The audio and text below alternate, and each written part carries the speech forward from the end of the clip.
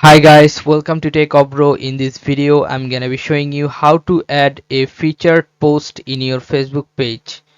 So let's go to the Facebook page first. Make sure you are on your Facebook page. You have to click on this profile icon and you can see your Facebook name and your Facebook page name. You have to click on your Facebook page name.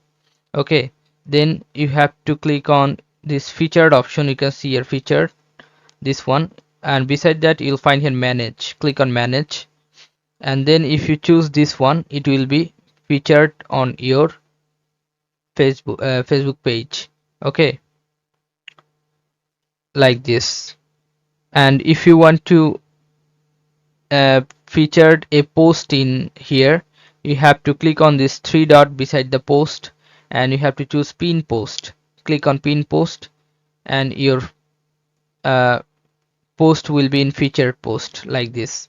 Okay guys, so this is how you can do this guys. If you find this video helpful, then please give a thumbs up and don't forget to subscribe the channel. Thank you so much for watching the video.